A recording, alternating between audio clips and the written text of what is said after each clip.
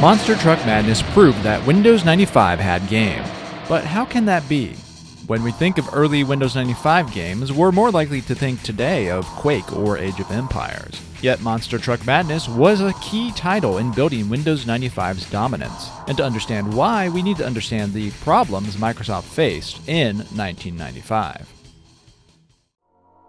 Windows had a bad reputation among game developers in the early 1990s. An article in the first issue of Game Developer magazine reported 80% of all software for PCs targeted Windows, yet Windows games made up just 5% of all home entertainment software sold. That kept Bill Gates up at night. He wasn't much of a gamer aside from a sporadic addiction to Minesweeper, but he did care about popular media, and gaming was a part of that. Gates would not be happy if Windows 95 merely sold well. He wanted Windows to be popular. That meant it needed a full spread of multimedia networking features including CD-ROM video and audio, easy-to-use web browsing and email, and beautiful 3D texture map games that looked as good as anything on the PlayStation. But who was going to make them? Microsoft needed a studio desperate enough to take a gamble on Windows 95, and it found what it was looking for in Louisville, Texas. Terminal Reality was founded in 1994 by Mark Randall, the former lead programmer on Microsoft Flight Simulator 5.0, and Brett Combs, a manager at a company that made add-on software for Flight Simulator. The studio's first game was a sci-fi ship combat title for DOS called Terminal Velocity, released in May of 1995. To distribute it, they turned to shareware publisher Apogee, which was in the middle of a rebrand to 3D Realms. And Terminal Velocity was in fact the first game published under the 3D Realms name. Microsoft noticed and swooped in with an offer. Make a game like this for Windows 95 and we'll publish it. Terminal Reality agreed, and when Windows 95 shipped in August of 1995, the studio's next game, Fury³ was on store shelves alongside it. It was basically a launch game for Windows 95. Fury³ was followed in early 1996 by Hellbender, which enlisted the voice talents of newly famous X-Files star Gillian Anderson. Welcome, Captain. I am Eve, the Hellbender's enhanced virtual entity. At a glance, these games did what Microsoft wanted. They were attractive, they ran well on entry-level Windows 95 PCs, and they used early versions of Microsoft's DirectX API. But gamers didn't like Fury³, and they liked Hellbender even less. They recognized them for what they were, rebadges of Terminal Velocity, a game that had originally released for DOS. Terminal Reality needed a new gameplay hook that would separate its Windows 95 titles from what came before. And it found that in a hot new sport that was crushing it on cable television.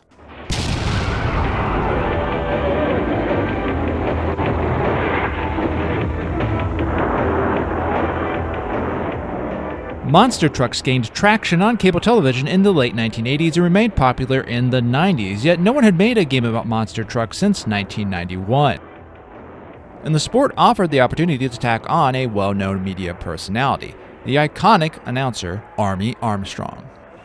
Right now you're on top of this sport, but this kid out of Tennessee is coming after you. The development of Monster Truck Madness was not lengthy even by the standards of the mid-1990s. It was released in September of 1996, and it was in fact Terminal Reality's fourth game in a span of just 14 months. Yet in spite of that breakneck schedule, Monster Truck Madness was a technical masterpiece and among the very first games to support the Direct3D API for rendering 3D graphics.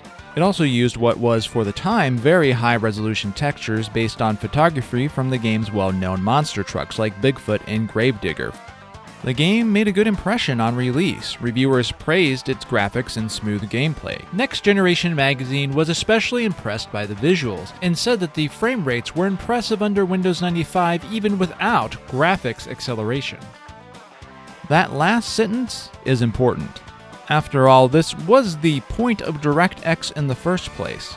The problem was never that Windows could not play games, the problem was that the games played in Windows often performed much worse and required a lot more memory than those in DOS.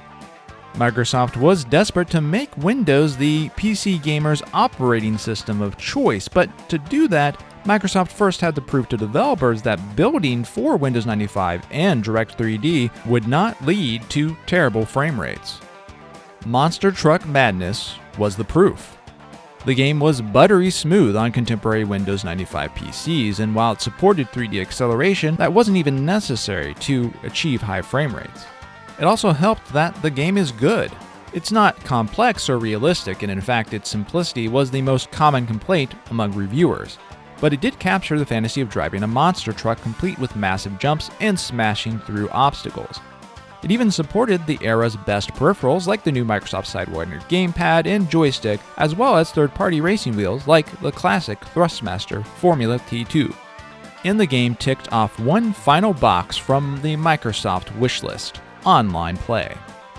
This too was a key part of Microsoft's strategy for Windows 95, and the game launched with support for multiplayer over modem, LAN, and TCP/IP connections, all through Microsoft's Direct Play API. It later would become a launch title for Microsoft's Internet Gaming Zone, which went live in June of 1997. There was even a North American tournament, the Laguna 3D Monster Truck Madness Challenge, hosted by graphics hardware company Cirrus Logic in 1997.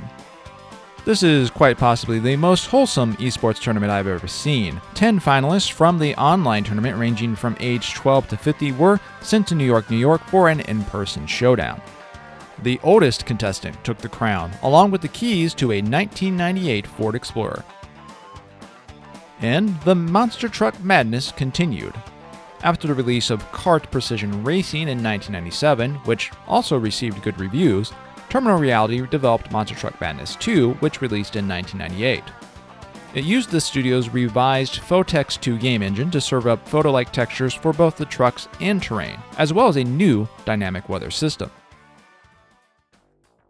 But maybe you're still skeptical that Monster Truck Madness mattered.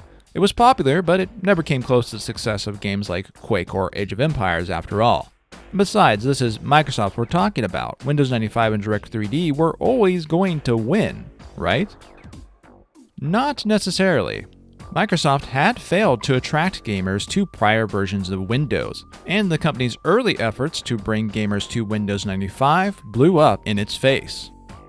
Microsoft aggressively courted id Software early in the development of Windows 95, and it secured a port of Doom, appropriately called Doom 95, which appeared on the Games for Windows 95 CD released shortly after the operating system hit store shelves. Our commitment is to make the tools, to make the platform better and better.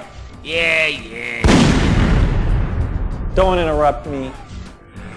John Carmack even endorsed Direct3D in June of 1995, calling it a crucial technology for 3D acceleration.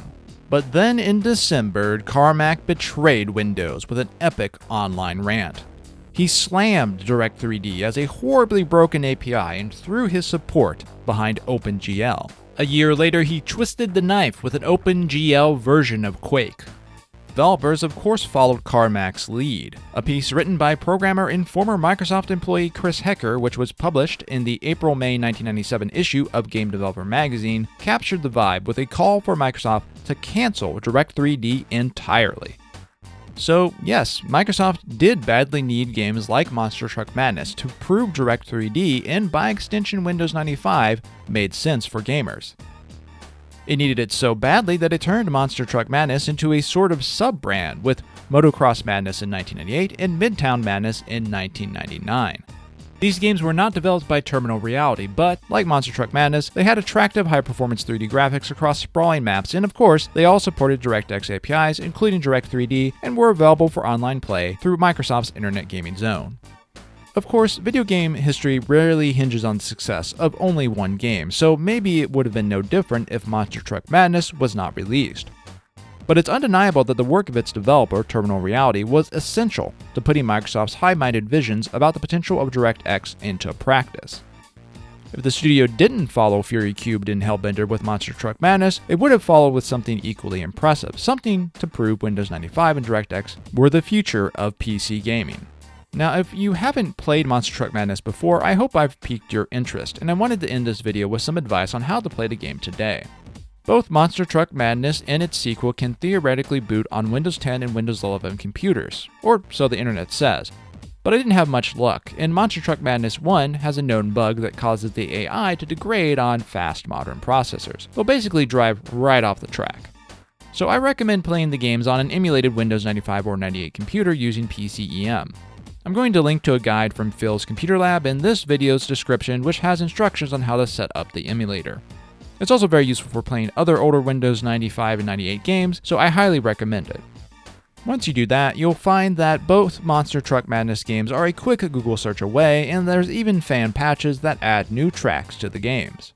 If you enjoyed this video, go ahead and hit that subscribe button to see more retro PC gaming videos in the future, and consider subscribing to the Patreon. Thanks for watching, and I'll see you next time.